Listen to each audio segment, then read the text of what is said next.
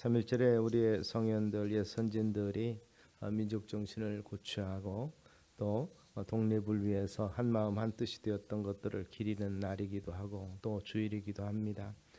그런 면에서 사실 우리의 독립운동, 이것은 옛날 이스라엘 백성들이 로마로부터 이 압제하에서 독립하기를 간절히 소망했던 그런 것과 많이 일치가 돼서 그 당시에 특별히 3.1운동에 앞장섰던 우리 지도자들이 기독교인들이 참 많았던 것, 또 그리고 독립선언서에 기초했던 많은 사람들이 반절 이상이 기독교인이었던 것들을 우리는 생각해 보면서 교회의 정체성, 교회가 해야 될 일을 우리가 생각해 볼 필요도 있습니다.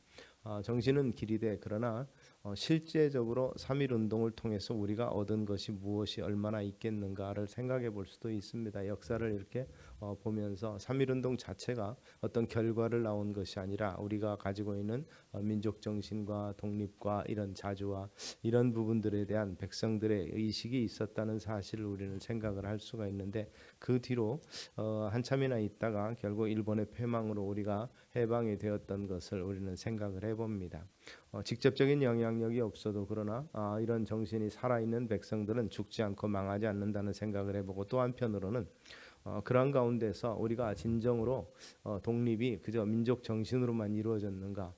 우리는 하나님의 섭리를 생각지 않을 수 없습니다. 이 모든 우리가 해방되고 또 그런 과정 가운데서 하나님께서 어떻게 역사하셨는가를 우리가 살펴보고 또 은혜를 누릴 필요가 있고, 교회의 역할을 우리가 생각해 볼 필요가 있는 겁니다. 하나님께서는 자기 백성을 사랑하시고 자기 백성을 통해서 일하시기를 원하신다는 사실을 잊지 않게 되시기를 소망합니다. 오늘 본문을 보면 이스라엘 백성들도 당시 우리와 비슷한 상황이었던 것 같습니다.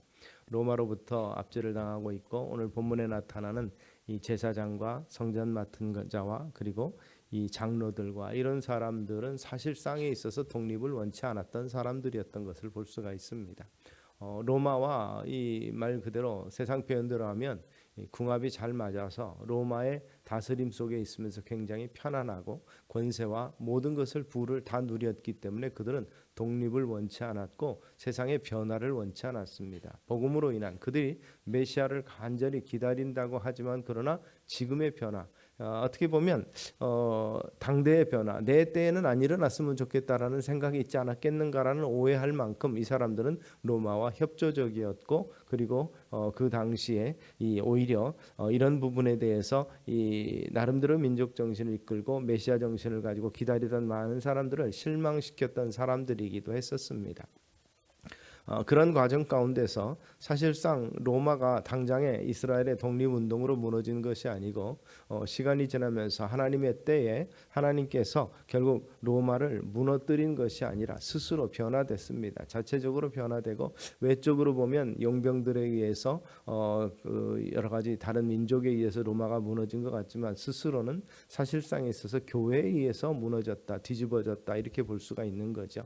결국 로마가 기독교를 받아들이고 로마가 국교화되면서부터 사실상 변화가 되기 시작했다고 볼 수가 있는 것입니다. 결국 하나님의 때를 우리가 생각할 수 있는 것이죠. 다시 본문으로 돌아가 보면 본문에 나타나는 제사장들과 성전 맡은 자, 장로들, 이런 사람들이 사실 예수를 십자가에 못 박은 사람들입니다.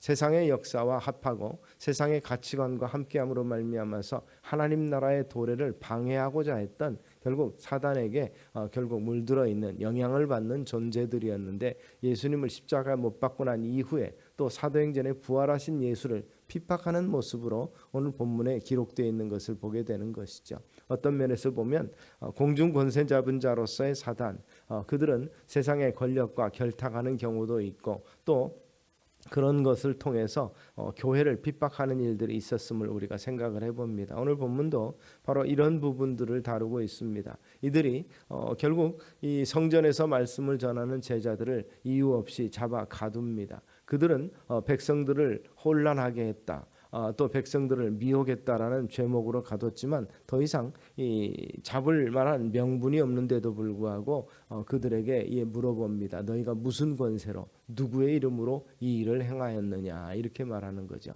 그들이 볼 때 그들이 허락받지 않으면 아무 일도 할 수 없음을 말합니다. 또 그들이 의탁하고 있는 로마의 권세가 아니면 사실 백성들을 컨트롤할 수 있는 능력이 없는 자들이었던 것을 우리가 생각을 해보면서 세상 가치와 말씀에 이 설득되지 아니하는 이러한 이 모습을 가지고 있는 자들이 결국 교회를 핍박하고 예수 그리스도를 다시 한번 십자가에 못 박는 일들을 했다는 사실을 보면서 우리가 깨어야 될 게 무엇인가를 한번 생각해 보실 수 있게 되기를 바랍니다. 여기 보면 먼저 말씀드렸던 것처럼 그 세상 권력에 취해 있는 자들의 모습이 어떤 모습인가 보면 이 성전을 맡은 자가 나타납니다. 제사장과 성전 맡은 자. 제사장들이라고 하는 것은 대제사장과 기타 여러 제사장들, 즉 이미 기득권이 있고 종교적인 우위에 있는 사람들입니다. 그리고 성전 맡은 자, 제사장과 성전 맡은 자가 두 가지로 나타난 것을 보면 여기서 우리는 성전 맡은 자가 뭔가 하는 그 의문을 듭니다. 원어에는 스트라테고스라는 단어가 사용되어 있는데 이 장군, 통치자, 총독이라는 데 사용을 하는데 성전 맡은 자라는 것은 당시에 이 예루살렘에 있어서 대제사장 다음에 권위를 가지고 있는 제2인자라고 볼 수 있습니다. 로마의 이 빌라도는 로마의 권력이고 그리고 또한 이 빌라도 총독을 경호하는 천부장과 기타 군대들이 있지만 이스라엘 백성들 중에서 영적인 리더십을 가지고 있고 힘과 권력을 군사적인 그것을 다 가지고 있는 이 사람은 성전 맡은 자라는 것입니다. 결국 로마 군이 아닌 이스라엘 스스로 이 경비병들을 가지고 있는 사람이 바로 이 성전 맡은 자라는 것인데 예루살렘의 성전의 치안과 경비를 다루는 그 최고 책임자고 그 24개의 부대가 있었다고 합니다. 그 24개의 부대를 총 책임지는 사람입니다. 이가 스트라테고스인데 이 요세푸스라는 역사가는 유대 전쟁사에서 이 대제사장이어서 유대계 서열 제2위의 직책이라고 설명하고 있는 막강한 직책이 있는 사람입니다. 그러니까 그 당시 종교 지도자와 치안을 책임지고 있는 사람이 마음이 하나가 된 상태를 말하고 있습니다. 그래서 대제사장 안나스와 가야바와 요한과 알렉산더 이들은 유대인들을 선동해서 예수님을 십자가에 못 박도록 한 장본인들입니다. 원래 대제사장직은 한 명이어야 됩니다. 그래서 대제사장이 죽어야 다음 반차에 이은 대제사장이 그 뒤를 잇는 것인데 로마 제국으로부터 퇴진 압력을 받은 안나스가 자신의 사위인 가야바에게 대제사장을 물려주고 나서 예수님의 재판도 직접적으로 관여하고 이 수렴청정을 하는 뒤에서 실권을 행사하고 있었던 그런 시대적인 그 아픔이 있었던 때죠. 그리고 거기 사두개인들이 나타나는데 정치적으로 경제적 실권을 가지고 있었던 사람입니다. 즉 로마 제국과 긴밀한 관계를 유지하면서 자신들이 장악한 권력과 부와 기득권을 유지하기 위해서 수단과 방법을 가리지 않습니다. 그래서 상위직을 거의 독점하고 있는데 이들이 지극히 현세적입니다. 왜냐하면 이들은 현세 권력에 물들어 있고 현세의 부와 명예와 이런 것들을 만족하며 살아가고 있어서 바리새인과 사두개인은 좀 의미가 다르지만 이들은 부활조차 없다고 부인하는 사람들입니다. 그들에게 내세가 무슨 의미가 있겠습니까? 여기가 살기가 좋은데 그들은 율법 안에서 살아가면서 현세를 누리면서 현세를 즐기는 사람들이었습니다. 현세지향적이고 지극히 세속적이었고 그리고 세상의 위치와 직분으로 신앙적인 것들을 평가하고 바라보는 사람들이었습니다.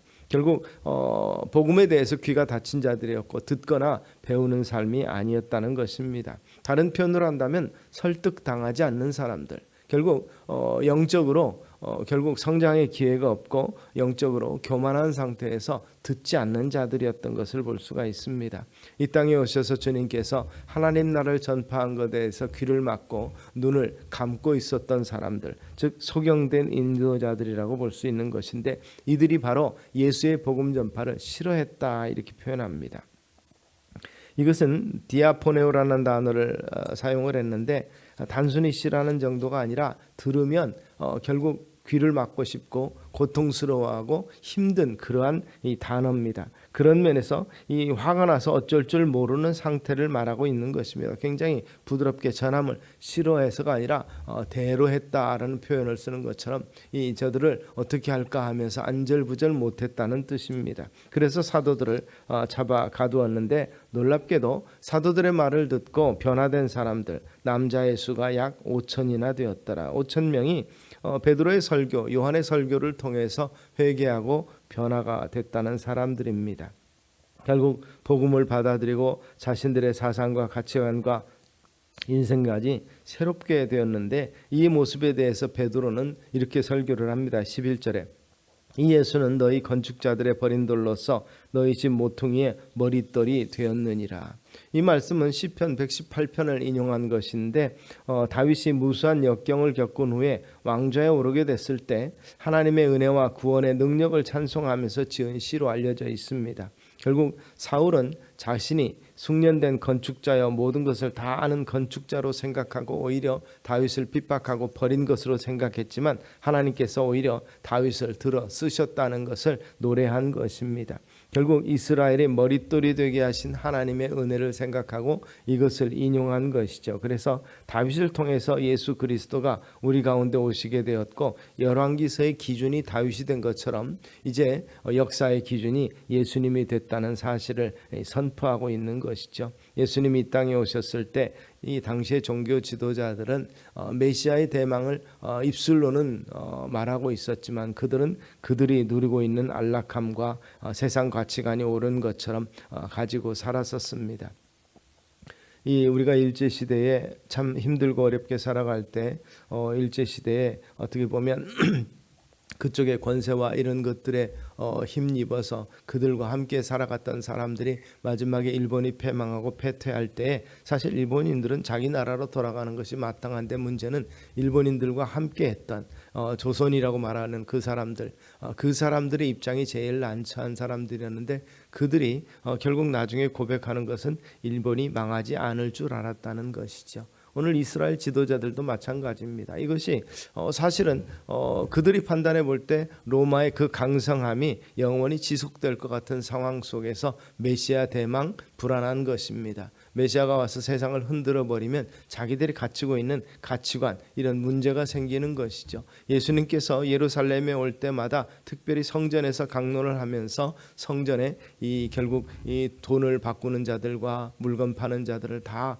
이 정리를 하신 것 자체가 그들이 가지고 있었던 기득권들, 그들이 가지고 있었던 음성적인 수입들을 다 화폐시킨 그러한 모습이었던 것을 볼 수 있습니다. 그들의 결국 물질적인 수입원과 기타 여러 가지 권위와 이런 것들에 대한 도전으로 비춰졌기 때문에 결국 그들은 바로 예수를 싫어할 수밖에 없었다는 것이고 그리고 그가 전하는 것이 바로 새로운 나라, 하나님의 나라의 건설이며 이 결국 그 하나님 나라의 건설은 지금 자기들이 누리고 있는 모든 권력과 부와 명예를 다 이 사상루각처럼 무너뜨리게 만드는 것이었기에 그들은 싫어할 수밖에 없었다는 것입니다.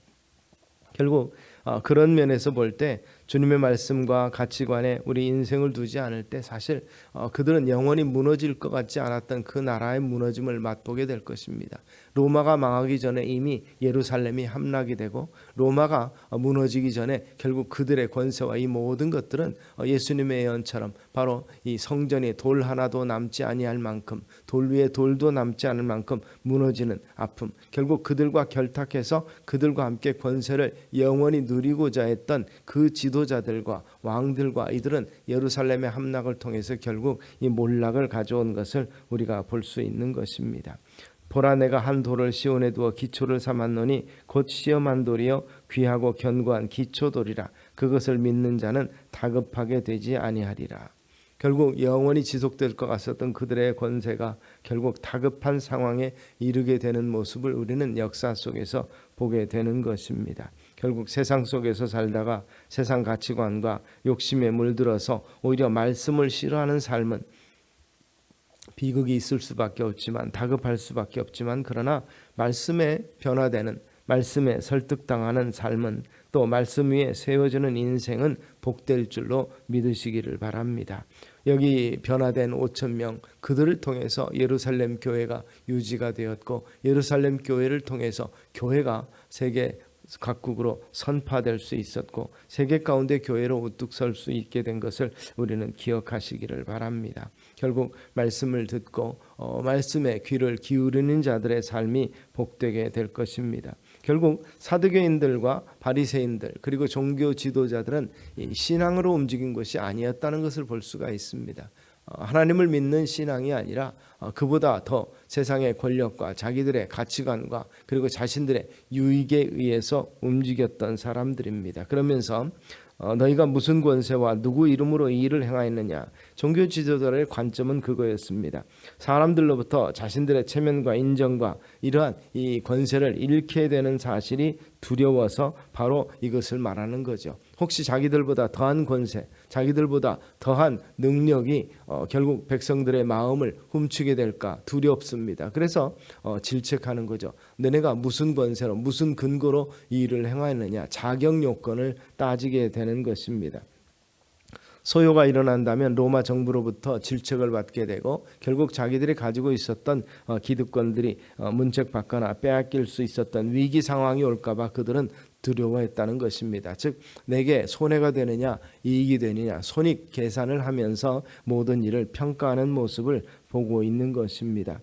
결국 이 관점에 대해서 베드로의 대답이 그렇습니다. 이 3장에 나타난 내용을 보면 베드로와 요한이 성전에 들어가다가 날 때부터 걷지 못하는 자를 예수 이름으로 고친 사건이 있습니다. 그 고친 사건이 고친 것으로 끝난 게 아니었습니다. 왜냐하면 백성들이 이 말을 듣고 믿게 된 이유가 그가 날 때부터 걷지 못하던 자였다는 사실을 사람들이 다 압니다. 성전 입구에 앉아서 구걸을 하고 있던 사람이었기 때문에 그가 뛰며 걸으며 하나님을 찬미했다는 사실이 굉장히 중요합니다. 결국 사도들의 능력으로 말미암아서 불가능한 일이 행해진 것이죠. 하나님만이 할 수 있는 기적이 벌어진 것입니다. 이것을 인해서 백성들이 관심을 갖게 되었고 그리고 그 메시지를 듣고 그 말씀을 듣고 하나님 나라에 대해서 자기의 삶 그동안에 믿어왔던 것과 달리 바로 십자가에 못 박아 죽게 한 예수 그리스도가 바로 메시아요 그들의 하나님의 보내신 자였다는 사실을 깨닫게 된 것입니다. 복음을 알게 된 것이죠. 바로 이것을 싫어하는 것들이 대제사장들이었습니다. 그런데 베드로가 그렇게 말합니다. 만일 병자에게 행한 착한 일에 대하여 이 사람이 어떻게 구원을 받았느냐고. 병자가 나은 것이 무엇인가 정확하게 짚고 있는 것이 바로 구원받은 사실이라는 것입니다. 병자가 육체만 회복된 것이 아니라 그가 구원을 받았다 이렇게 말하고 있습니다. 오늘 우리에게 질문한다면 너희와 모든 이스라엘 백성은 알라. 너희가 십자가에 못 박고 하나님이 죽은 자 가운데 살리신 나사렛 예수 그리스도의 이름으로 이 사람이 건강하게 되어 너희 앞에 섰느니라. 육체의 건강보다 더 앞서는 것이 구원에 관한 명제라는 사실을 이야기하고 있습니다. 그가 육체의 나음을 입은 것은 결국 그가 주님을 영접하였기 때문이다. 예수 그리스도의 이름의 권세로서 그러한 일이 행해진 것을 믿었고 그리고 결국 예수의 이름을 말하는 것이 더 넘어서서 하나님을 찬미하는 것으로 바뀐 것입니다. 이 말은 예수가 하나님이 보내신 자라는 사실을 고백하는 것입니다. 그들이 그토록 기다려왔던 메시아였다는 사실을 고백하는 일이었기 때문에 종교 지도자들은 두렵고 떨리는 것이었죠. 그들은 받아들이기 힘들었던 사건이라는 것입니다. 결국 이 40년 동안 걷지 못했던 그리고 거린으로 살았던 인생 밑바닥에 있던 사람들의 변화와 새로운 인생이 주어진 것을 그들은 눈 감고 외면하는 것입니다. 이들의 지도자들의 모습은 예수님의 공생의 사역 당시에 나사로가 죽은 자들 가운데서 나흘 만에 살아난 사건이 있었습니다. 그런데 나사로가 살아난 것을 증언하자 이들은 어떤 일을 벌였습니까? 나사로를 죽이고자 했습니다. 왜냐하면 살아난 자가 죽고 없으면 부활이 있다고 말하는 일이 없어질 것이기 때문에 그들은 증거를 인멸하고자 한 것이죠. 그래서 그들이 결국 그 동네에서 살지 못했다고 그랬습니다. 떠나갔습니다. 결국 이들은 있는 사실조차 부인하고 결국 그리고 그들이 믿고 있는 바 그들이 주장하고 있는 바와 그들이 누구 이루는 모든 것들을 지속적으로 누리기를 원했던 것입니다. 그런 면에서 보면 또 예수님의 제자들 중에서 가룟 유다의 형편도 볼 수가 있습니다. 결국 나사로의 사건 속에서 그 가정에 이 예수님께서 들어갔을 때 마리아가 이 나드 한 근을 가져다가 예수님의 발에 붓고 자기 머리털로 주님을 발을 닦습니다. 향유를 부은 사건, 예수님의 장례를 준비한 사건으로 칭찬받은 사건인데 가룟 유다는 어찌하여 300데나리온에 팔아 가난한 사람에게 주지 않느냐 이렇게 비난합니다. 이에 대해서 예수님께서는 오히려 마리아를 칭찬하고 그의 중심을 지적을 했는데 결국 그 마음은 어떻습니까? 이 가난한 자를 위한 마음이 아니라 그것을 재물을 맡은 거로 인해서 그것 중에서 자기가 빼돌리고 유익을 삼고 있었던 것이 바로 가룟 유다의 모습이었기 때문에 그렇습니다. 결국 이해관계 때문에 화내고 있고 자기의 이해관계에 민감한 유다는 예수님을 은이십에 팔아 십자가에 못 박게 했던 사건임을 우리가 생각을 해봅니다. 자신을 주심으로 우리를 살리신 그 주님께서 이 땅에 오셔서 하신 일이 무엇입니까? 결국 주님의 영광, 공동체 유익보다도 자신의 유익을 주장했던 이 가룟 유다와 종교 지도자들은 결국 예수님을 못 박았고 다시 부활의 주님을 전하는 자들을 핍박하는 모습이 여기 있었던 것을 봅니다. 그런 면에서 하나님 나라를, 그 나라와 그 일을 먼저 생각하는 믿음의 삶에 대해서 주님께서 공생의 기간 동안에 선포하셨던 말씀을 한 번 더 기억하시는 우리 성도님들 되시기를 소망합니다. 요한복음 12장은 바로 그렇게 주님의 말씀을 전합니다. 내가 진실로 진실로 너희에게 이르노니 한 알의 밀이 땅에 떨어져 죽지 아니하면 한 알 그대로 있고 죽으면 많은 열매를 맺느니라. 자기의 생명을 사랑하는 자는 잃어버릴 것이요 이 세상에서 자기 생명을 미워하는 자는 영생토록 보존하리라고 말씀하고 있습니다.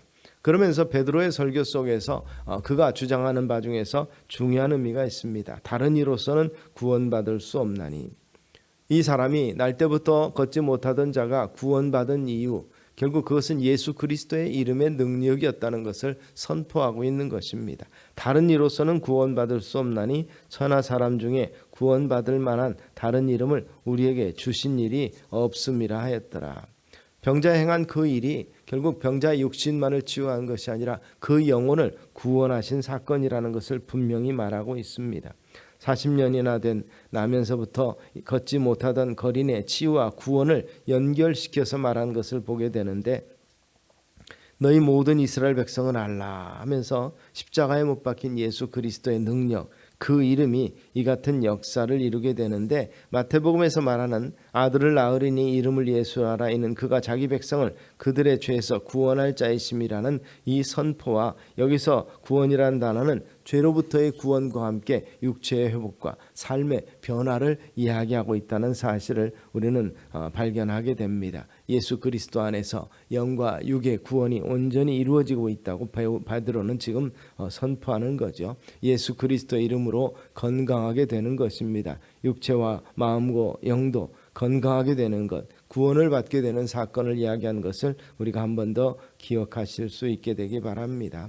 우리 기독교의 구원에 대해서 이야기할 때 사람들이 그런 얘기합니다. 어떻게 기독교에만 구원이 있다고 하는가? 너무 독선적이고 배타적이지는 않은가?